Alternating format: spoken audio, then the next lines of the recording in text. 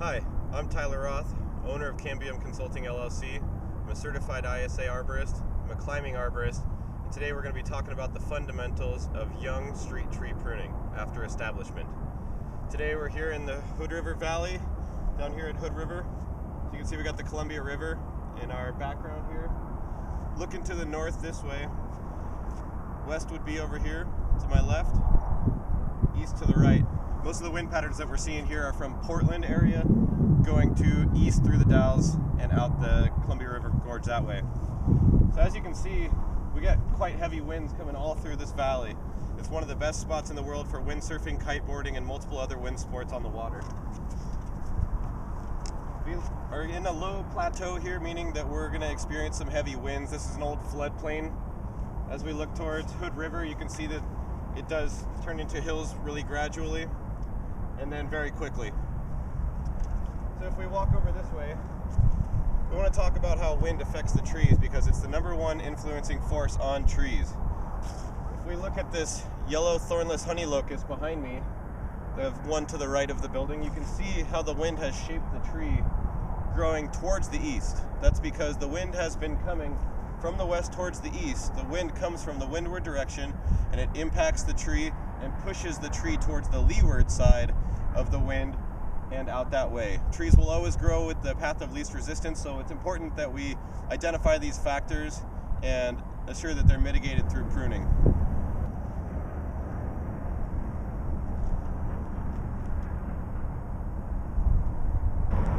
Here are some examples of the European hornbeams that I've just completed. You can see that they have clearance off the sidewalk in line and no pedestrians will have to travel around them. The canopies have also been raised.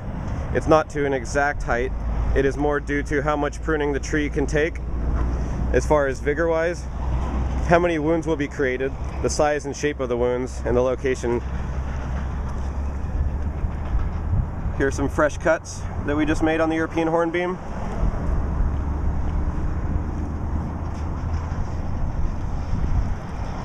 Again, focusing on the leeward growth into the sidewalk. European hornbeams usually are pretty excurrent trees or growing straight upright, so we don't have to deal with and focus as much on selecting tops at this point, as much as we will on the lindentilias and the red maples. Here's the last tree that I completed. Ended up a little bit thin, but it should fill out just fine. It was mostly, the lower growth was in the sidewalk, which is not what we want. From here on are trees that I have not progressed to. You can see as we walk, the canopy of the tree begins to encroach over the sidewalk. This is not one of the worst offenders, but it is what we're trying to mitigate. Young tree structural pruning is often the most important pruning as you're shaping the tree for future generations, especially with small cuts. I don't even have a chainsaw with me today. I have a silky handsaw for larger cuts. I have an ARS small handsaw for finer cuts and tight crotches. This one also makes a much polished, very nice polished cut. And then also the Felcos, loppers, pull saws, pull pruners. So why don't we go ahead and prune this tree?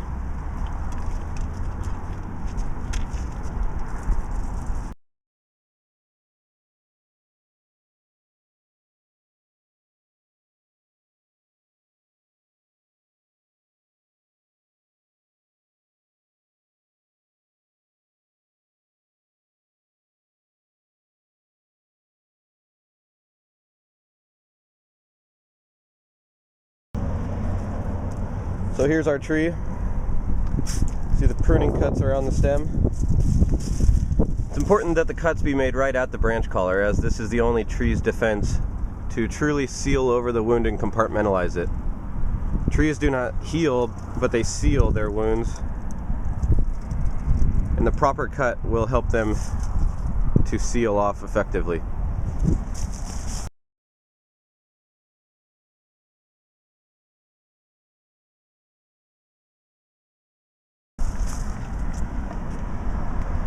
Here's a not too uncommon fate for trees, unfortunately. These are the staking bands, which are made out of a heavy plastic polymer.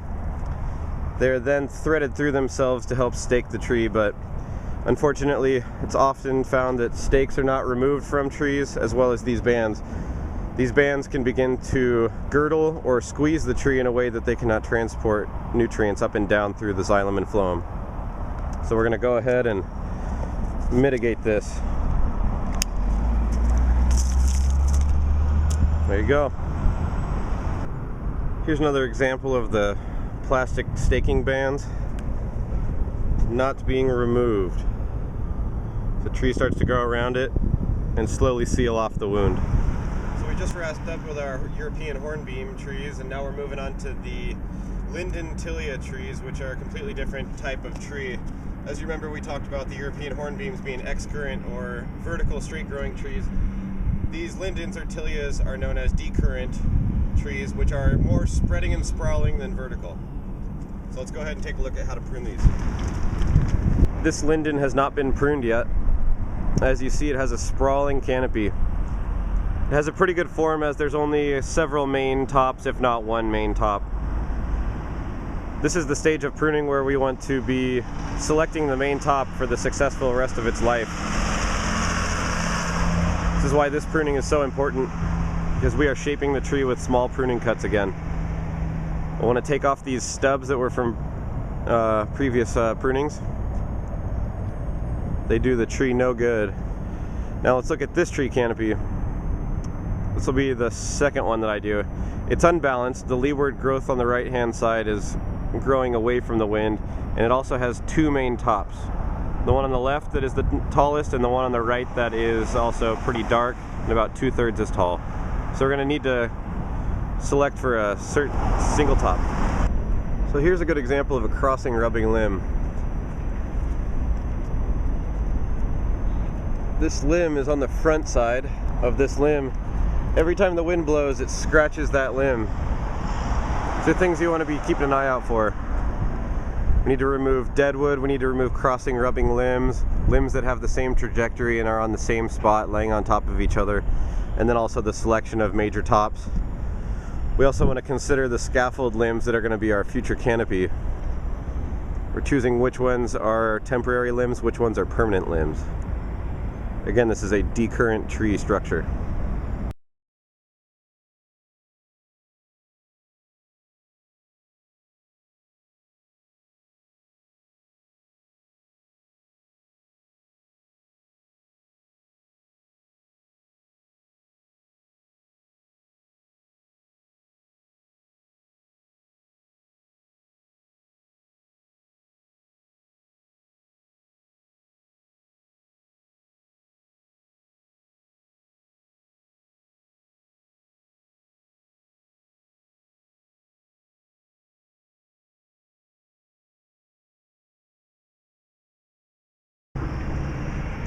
Here's the row that I've been completing from the far left all the way to the closest tree on the right. It's just about where I'm tied in. Done a couple of the lindens here. Pretty soft wood, easy to cut with Felcos. So a decurrent tree, or a spreading, sprawling tree, it's a lot more complicated for pruning. As you can see, this one turned out pretty nice with a pretty even canopy. There's only one major top, and it's the most successful branch up top. Again, we're looking for clearance. Now if you look down this way, you can see that the canopies of the lindens are extremely low, 5 to 6 feet in case. And in the summer, when they actually have leaves and other weight on them, they're actually more like 4 to 3 feet of clearance in places. So we want to fix this. Many of the structural branches need to be lifted to create the clearance. So when it comes time to remove branches that are larger in size than your Felcos or loppers can handle, you want to be thinking about using your saws. I like the saw because it has a greater number of teeth, therefore the cut is smoother and polished. So I'm going to want to take this tree off. As you can see, it's on the path. I'm only 5'8", and this is almost touching my head. When the leaves are out, it's going to be further down. This guy's got to go.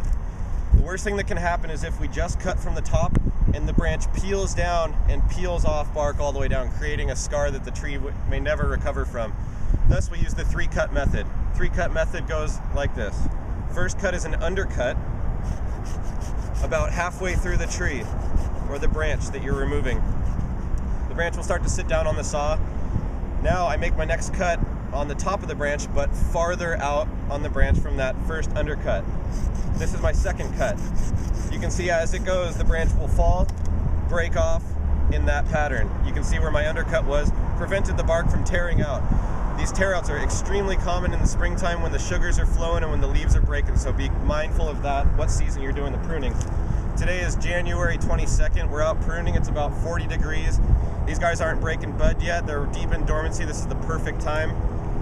So the third cut comes when we actually make the cut at the branch collar. So if we come in closer on this shot, we can see that the branch collar is an angle or a swollen node on the side of the tree here. It's a little bit easier to see from this side looking in. There's almost a gray shape.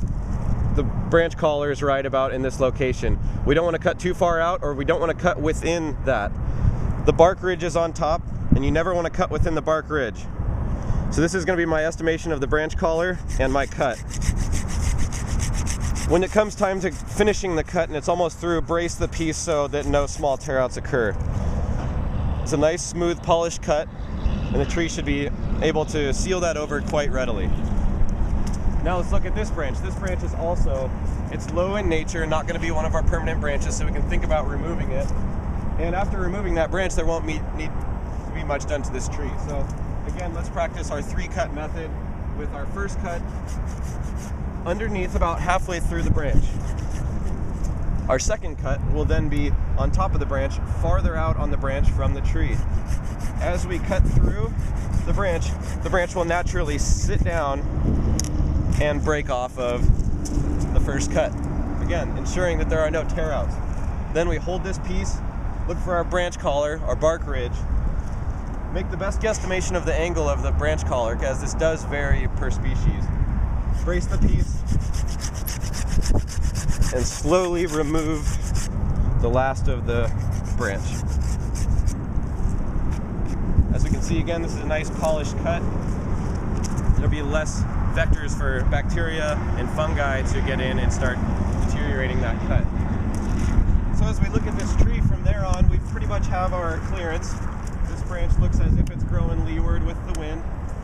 This branch could also turn and come into our sidewalk zone. The contract that I'm under is considering the sidewalk clearance and the road clearance as one of the highest priorities. Now I'm also have my own priority, making sure that I'm establishing healthy, successful trees for future generations in our urban forest.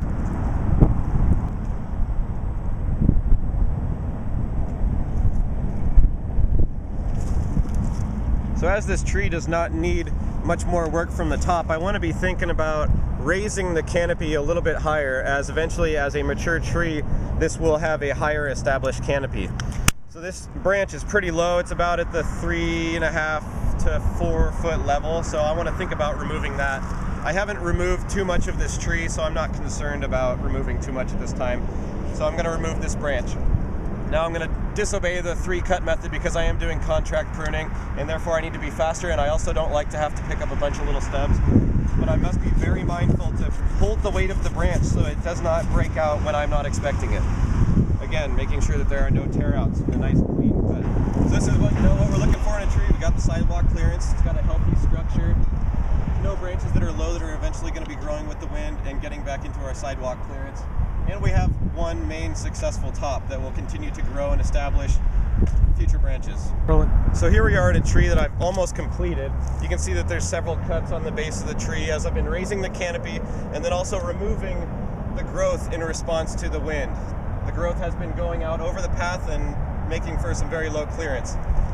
The last thing that we need to do on this tree is decide which top we want to keep and establish as the main top. As you can see, there are almost 3 tops to this tree. One on the far left, one in the middle that's very skinny, and then one on the far right. The one on the farthest right is the most in line with the tree's trunk. It has the largest girth, it's the straightest and most competent, so that's the one I want to select for. Now I don't want to fully remove those other tops. All I want to do is reduce them in height to a lateral branch. What this will do is it will shift the hormones from that apical bud down and tell the branch that you are no longer going to be a top. So let's see how this works. I'm using my pole pruner. It's not always the easiest to get the perfect cut, and it's also high off the ground, so take your time and make the best cut.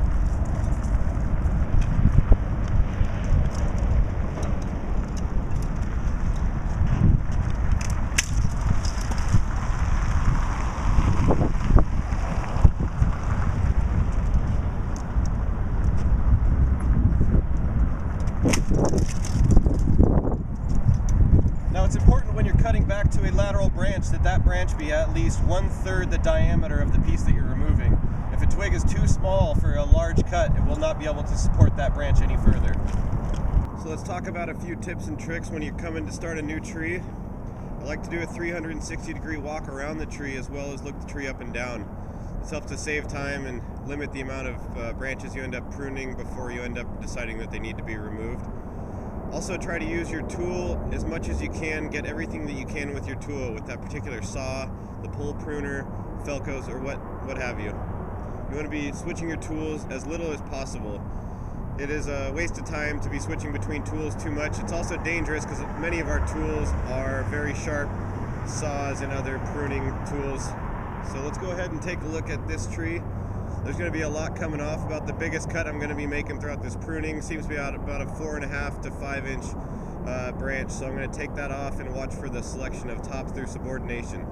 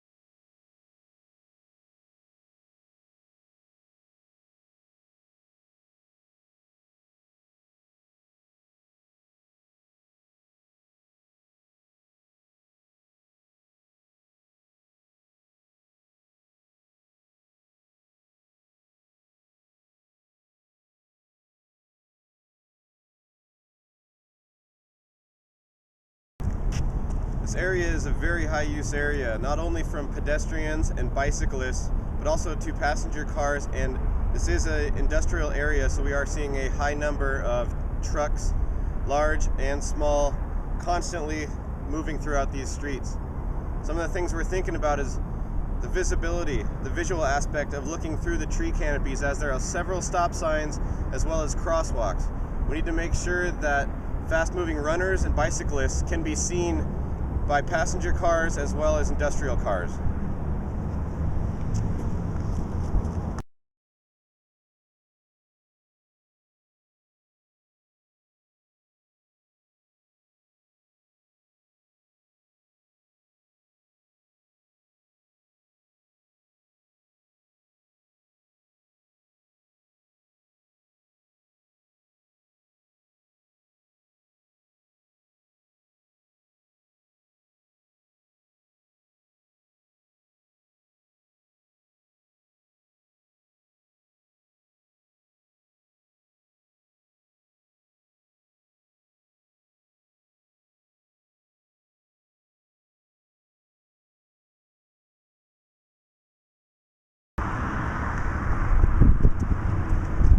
So here's an example of a tree with really heavy scaffold limbs all over the tree. The canopy is extremely low and it's starting to grow very girthy branches. I want to remove that lower left section, but it's a close call because you are going to be pushing that 30% of the canopy to remove. At this time I'm thinking removal just because I'm not sure when somebody's going to be back through here, or if somebody's going to be back through here and see the same thing that I see. I could subordinate the branch and hope that it's removed at a later date, but I'm just going to make the call to make this cut now. That way the tree can start compartmentalizing the wound now rather than at a later date.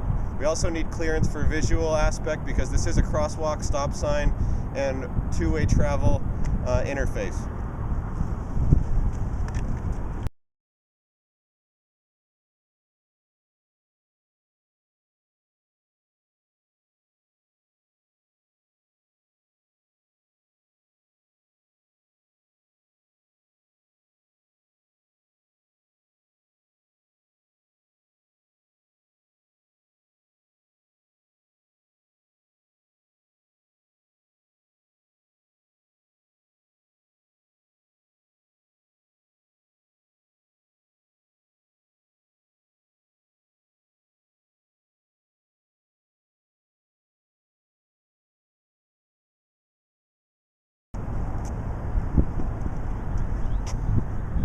as you can see, I probably did end up removing more than 30% of the tree canopy, maybe 35% to 40% of the tree canopy. You don't always want to be doing this, but in this case I think it's warranted because we're not sure when this pruning is going to be done again. The tree ended up pretty symmetrical and healthy. So here's the last tree we completed.